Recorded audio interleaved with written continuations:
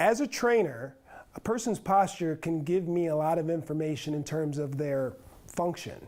So with exercise, it's all about stimulus and response, right? We try to stimulate the body enough to elicit this response, okay? So the reason why our legs aren't this big full of muscle from just walking around, because walking around isn't enough stimulus. But if I asked you to do walking lunges, now that would take the stimulus up and you would start to see a change. That would be the response.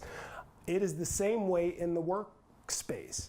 If you are a surgeon and you are bending over someone's body and you're doing that for extended periods of time, that's the stimulus.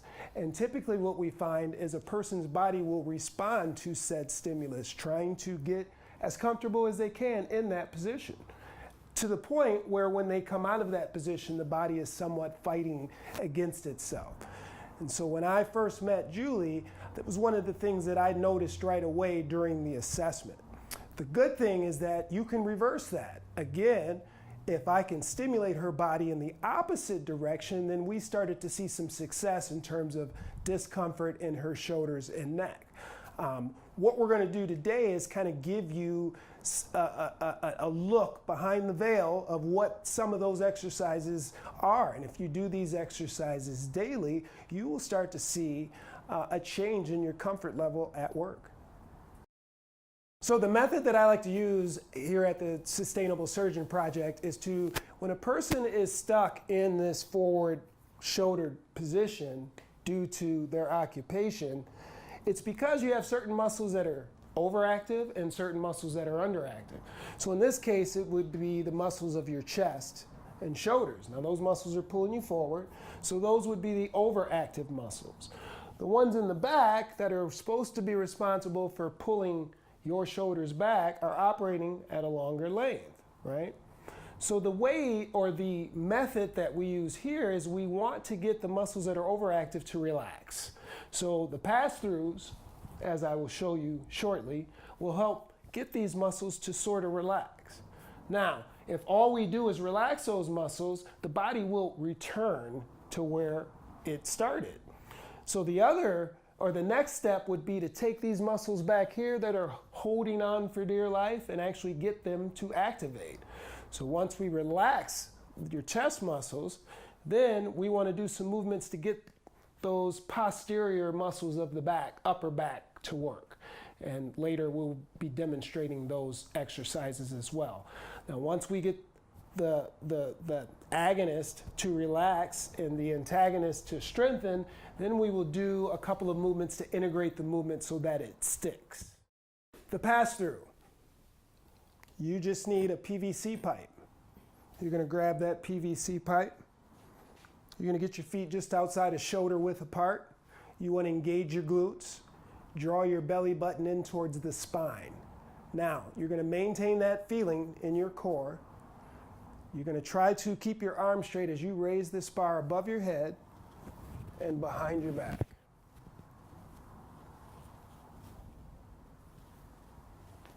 Squeezing your glutes, maintaining a tight core.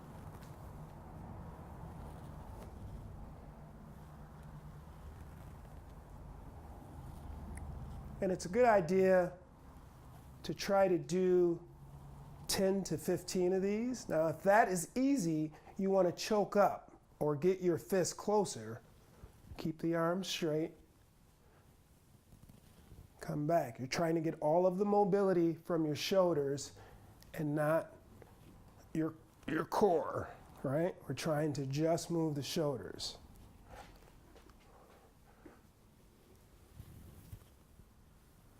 And I'll do like maybe 10 of these in this direction, just forwards and back, right?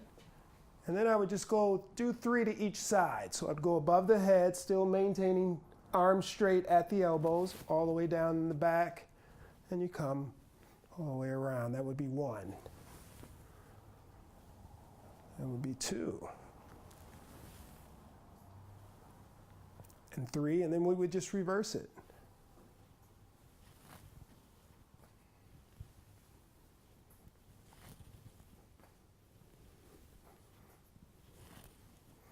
and that's the pass-through. Now, the reason for the pass-through is, again, if I'm a surgeon and I am bent over, shoulders are forward. My body, when I stand up, I'm done doing surgery, shoulders are still forward. What the pass-through helps you do is it helps you take those shoulders and open them up. It's the opposite. Now, if you've been performing surgery for an extended number of years like Dr. Chavez had been doing, then when you first start, you're probably going to have your arms way out here, and it's going to be very difficult for you because your body has already started to form into that shoulder forward, elbow up position. So this is going to be difficult, but it will improve. The pass-through. So the first thing we're going to do is going to grab a set of 3-pound weights, right? You don't want to go too heavy with this because typically we're stronger in the front of our body than we are in our upper back. And we want to make sure that we get the mechanics of the movement. The mechanics of the movement is going to be the priority.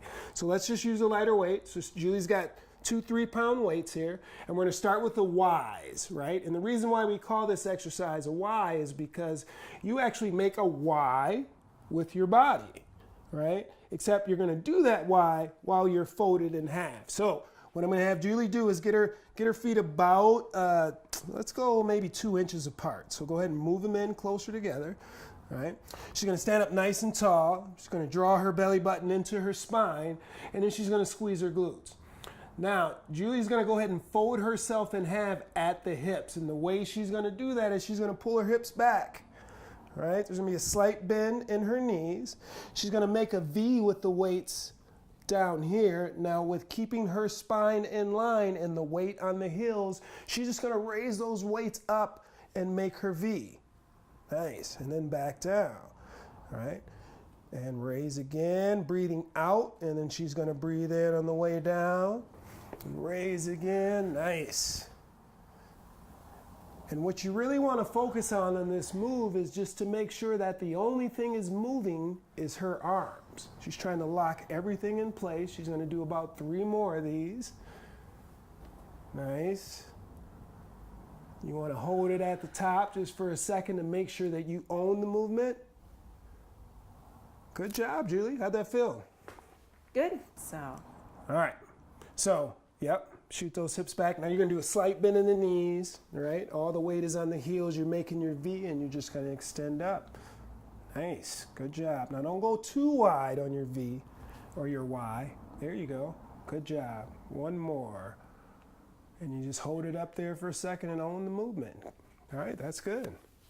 Okay, so now we're going to do some T's. And in terms of your body, the setup's the same. The difference is instead of making a Y with your body, you're actually going to make a T, but you're still going to be folded in half. So you remember how we do these? So same foot position, right? You're going to send those hips back as you fold yourself in half.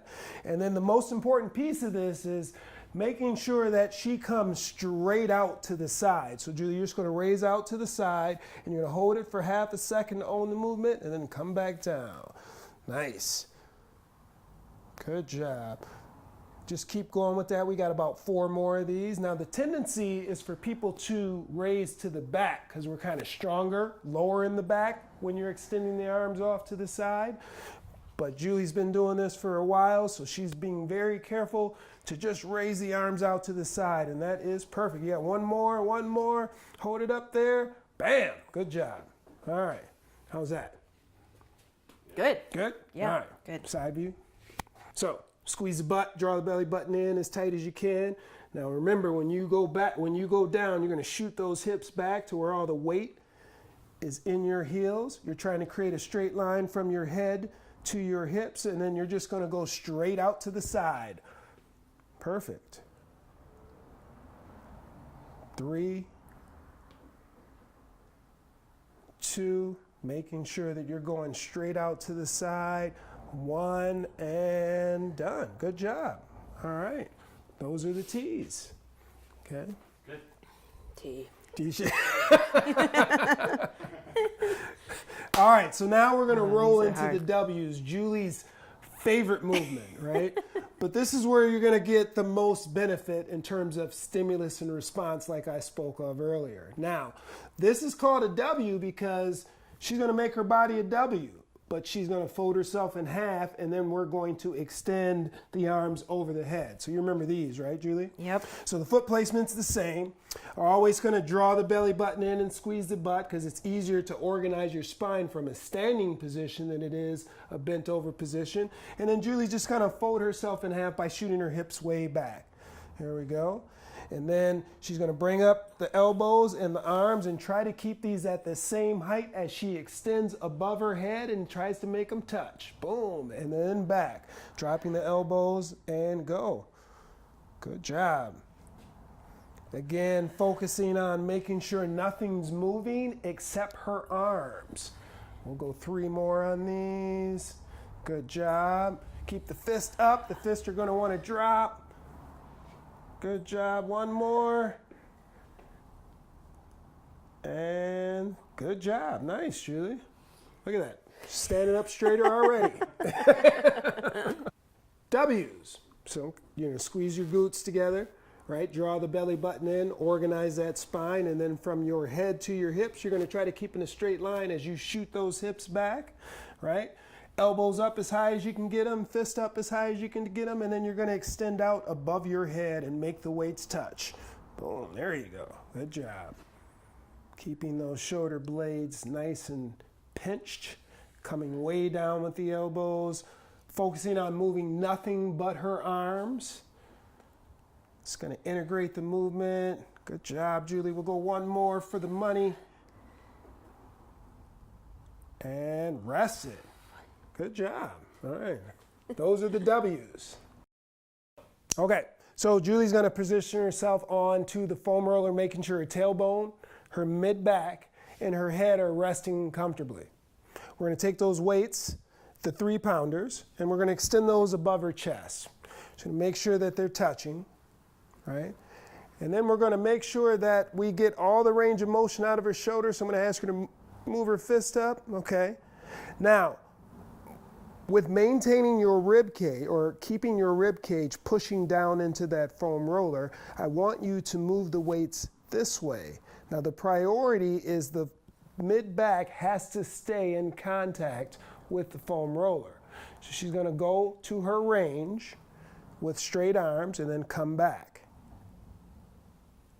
And then she's going to reset by raising the fist and then back into shoulder flexion, keeping the rib cage pushed into the foam roller.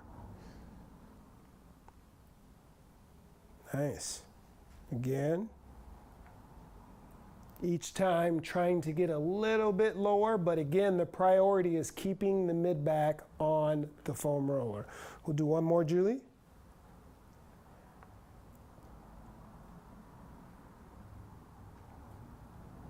All right, good job. Now, we're going to stay in this position and we're going to keep the same weight, the 3-pounders.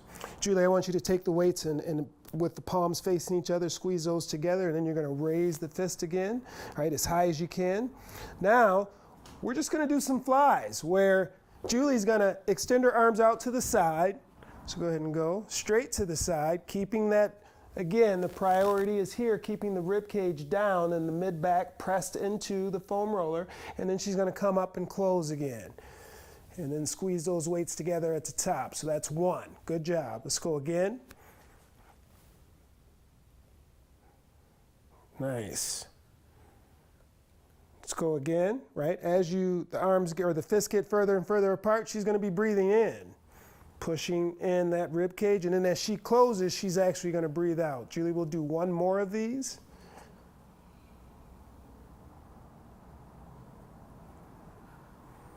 Good job. All right, and the last but not least, our snow angels. So, Julie, I'm going to have you take those weights and put them down to the side to where the back of your fist is on the ground, but bring them all the way down. Okay. Now what I'm going to ask you to do is hover your fist about an inch off of the ground, and you're going to try to maintain the connection with the low back and the foam roller as she performs a snow angel.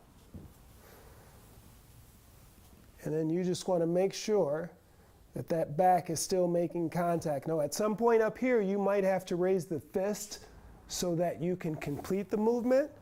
But each time, you should be able to keep the fist as low to the ground as possible as the shoulders loosen up and warm up.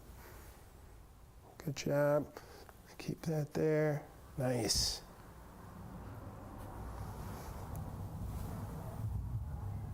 And this movement here is where she would be breathing in. Good job. And then breathing out. Okay, we're going to do one more of these, and we're really going to focus on keeping that rib cage down, even if you have to raise the hands up. So I'm going to push. I'm actually going to cue her there. Boom. There we go. And then back down. All right, how'd that feel, Julie? Oh, those are tough. Those are tough, but good. Those are the snow angels. Next, we're going to do some behind the neck presses, and what you're going to need for that is PVC pipe. You're going to need a yoga mat or some type of mat, and then you're going to need your surgeon. All right. So, Julie, you're going to lay down on your stomach, right? You're going to put your feet flat on the ground. The first thing she's going to do is reach up and grab that PVC pipe. And I want you to just put that on top of your head. And what we're trying to make sure is that she's got a 90-degree bend at her elbows and at her shoulders, which it looks like she does. And then I'm going to have you extend that and just rest it on the ground. Now, there are 3 movements to this exercise. The one is the head and the fist and PVC pipe come off the ground. Go. And then you lower the PVC pipe to the base of the neck.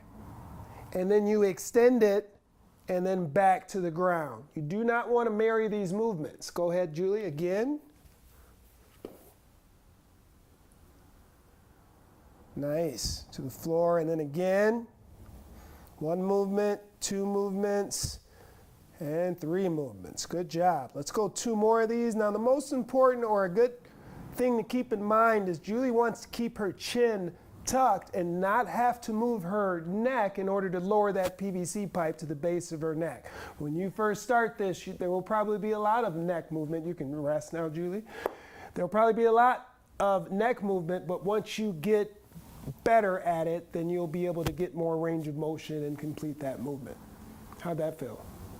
Good. I think it was better. Okay. Should we do a few more? No, I'm good.